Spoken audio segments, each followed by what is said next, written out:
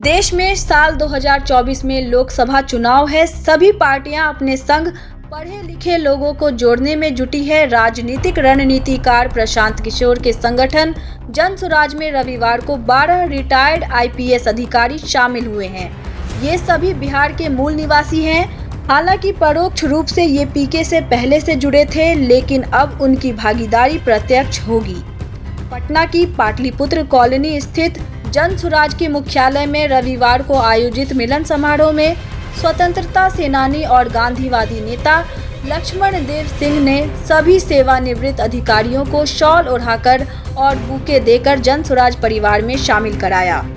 मुजफ्फरपुर के रहने वाले लक्ष्मण देव सिंह जन सुराज अभियान में प्रशांत किशोर के साथ शुरुआत से जुड़े हैं। पुलिस अधिकारी के रूप में उल्लेखनीय पारी का समापन कर चुके जितेंद्र मिश्रा, संत कुमार पासवान, केबी सिंह, उमेश सिंह, अनिल सिंह, शिव कुमार झा, अशोक कुमार सिंह, राकेश कुमार मिश्रा, सीपी किरण, मोहम्मद रहमान मोमीन, शंकर झा और दिलीप मिश्रा अब पीके के जन सुराज को आगे बढ़ाएंगे। इन सभी का कहना है कि पीके के सोच व सिद्धांत से भविष्य का समाज गढ़ा जा सकता है। इससे पहले 2 मई को 6 रिटायर्ड आईएएस अधिकारी अजय कुमार द्विवेदी, अरविंद सिंह, ललन यादव, तुलसी हाजरा, सुरेश शर्मा और गोपाल नारायण सिंह आदि जन सुराज में शामिल हो चुके हैं। ये सभी बिहार में महत्वपूर्ण पदों पर रह चुके हैं और अब जन सुराज की नीतियों के निर्माता भी होंगे। इसके पासवान जी 78 बैच के इंडियन पुलिस सर्विस भारतीय पुलिस सेवा के यूपीएससी क्लियर किए हुए हैं और मैं 86 बैच में भारतीय पुलिस सेवा से यूपीएससी से हूँ। बाकी तमाम मेरे जो सहयोगी और सीनियर्स हैं ये बिहार पुलिस सेवा से है और बाद में इन्हें भारतीय पुलिस सेवा में इनका समायोजन हुआ और भारतीय पुलिस सेवा की अर्हता प्राप्त करके भारतीय पुलिस सेवा में शामिल होके और तमाम पदाधिकारी अपने समय में विभिन्न जिलों में काम किया है, डीआईजी और आईजी में काम किया है और सबने अपने अपने समय में एक अहम मुकाम हासिल किया है और इन सब के मन में एक ऐसी व्यवस्था परिवर्तन की इच्छा थी जो जन सुराज के मंच पे आके इसको ये शामिल करना चाहते, इसको सफल करना चाहते हैं। एक चीज जो चर्चा हो रही होगी, आपके मन में आ रहा होगा कि आखिर जन सुराज आईएएस पदाधिकारी, आईपीएस पदाधिकारी, इन सेवानिवृत्त लोगों को शामिल करके क्या संदेश समाज में देना चाहती है। क्योंकि आज तक ये माना जा रहा है कि राजनीतिक करने वाले कार्यकर्ता जमीन में जब काम करके ऊपर आते हैं तभी उनको राजनीतिक मुकाम मिलता है और राजनीतिक स्तर मिलता है और शायद वो प्रयोग पिछले 75 वर्ष में हुआ है। और आपको ये भी याद दिलाना चाहेंगे कि जब भारतीय स्वतंत्रता आंदोलन की शुरुआत हुई थी तो उसमें जुड़ने वाले जितने पदाधिकारी, जितने लोग थे उसमें अधिकांश प्रबुद्ध नागरिक थे। भारतीय प्रशासनिक सेवा के लोग थे, पुलिस सेवा के लोग थे और विभिन्न बैरिस्टर थे, वकील थे, व्यापारी थे। तो प्रबुद्ध नागरिकों के द्वारा आंदोलन शुरुआत किया गया और बाद में संविधान के बाद, यूनिवर्सल फ्रेंचाइज के बाद इस सबके लिए खुला, सब आए, सबने काम किया। लेकिन ऐसा एक मुकाम आ गया जहां पुनः हमें उन अनुभवों को संजोकर, उनके मार्गदर्शन प्राप्त कर व्यवस्था परिवर्तन के लिए प्रयास करना पड़ेगा। लक्ष्मण देव बाबू ने बहुत सही कहा कि गांधी जी के ग्रामीण स्वराज को स्थापित करना, ग्रामीण गणतंत्र को स्थापित करने का जो सपना था वो अधूरा रह गया। उसको पूरा करने के लिए जन सुराज संकल्पित है और ये पदाधिकारी जो शामिल हो रहे हैं इनके अनुभव, इनका मार्गदर्शन, इनका सहयोग इसमें कहीं न कहीं हमको एक नया मुकाम देगा और एक प्राण देगा। सबसे बड़े नायक थे महात्मा गांधी।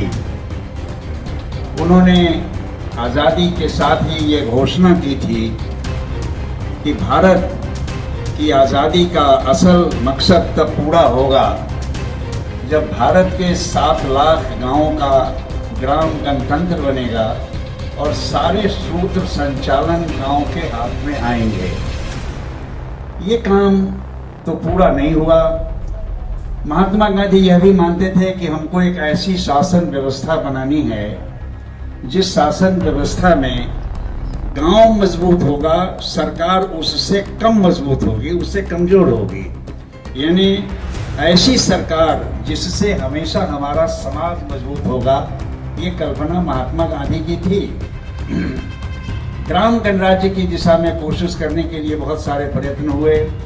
आचार्य विनोबा भावे ने बड़ा आंदोलन चलाया, जिस आंदोलन ने समूची दक्षिण एशिया के जनजीवन को प्रभावित किया, और जो लैंड हंगर का सवाल उन्होंने उपस्थित किया, उसने करुणा से समाज बदलने के लिए एक वातावरण बनाया।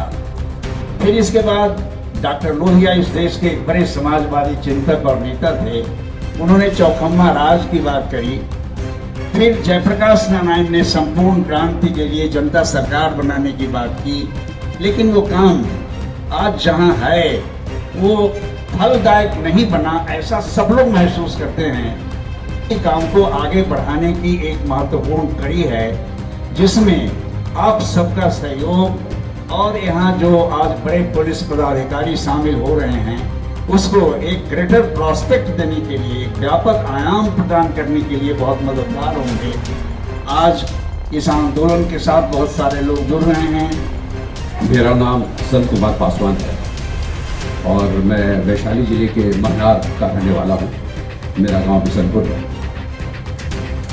मेरे लिए जो मैं काम कर रहा हूँ वो एक सपने जैसा है, और ऐसा सपना जिसको मैं जब तक के देख रहा हूँ, और जिसको मैं कह सकता हूँ कि ये मेरा तीसरा सपना है। हमारे परिवार में, इनफैक्ट हमारे समाज में, और इंजीनियर होना बहुत बड़ी बात है, और मैं इंजीनियर बना और इंजीनियर के रूप में मैंने काम किया।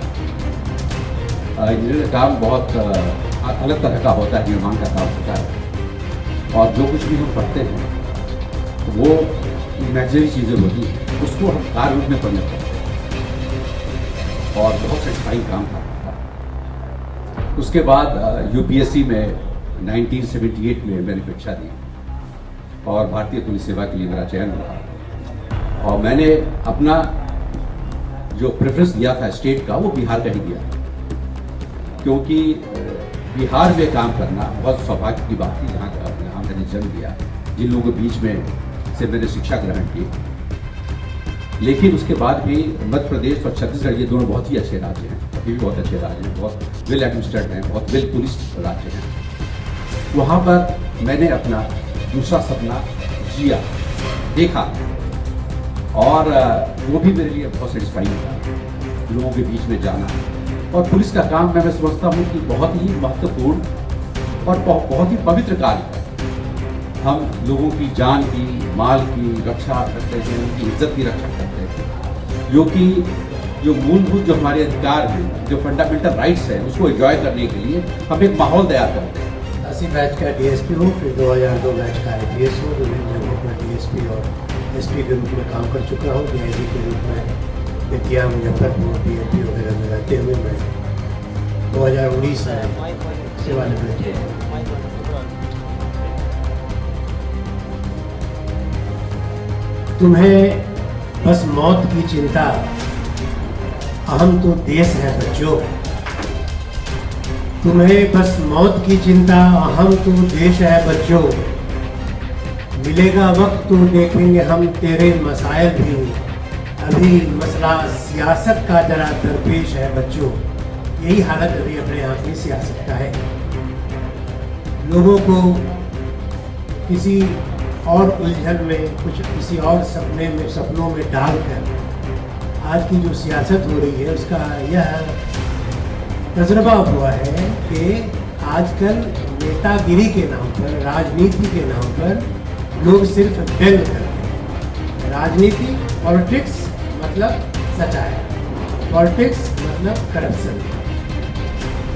बहुत दिनों से जब हम स्टूडेंट लाइफ में थे, तब सोचा करते थे कि कोई ऐसा वक्त आता कि हर एक परिवार से, हर एक गांव से, हर एक समाज से एक एक अच्छा आदमी निकल के आता, जो कि राजनीति में आता, और इस पूरे वो अपने वृषभ कंधों पर ये पूरे जुआ का भार ले लिया होता।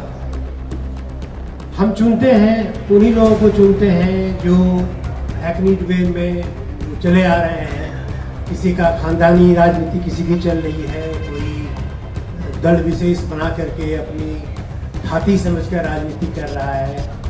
सुराज उसको आप या तो स्वराज कहें, अपना राज कहें, या सुराज यानी सुंदर राज कहें। यह राज अभी तक नहीं आ पाया।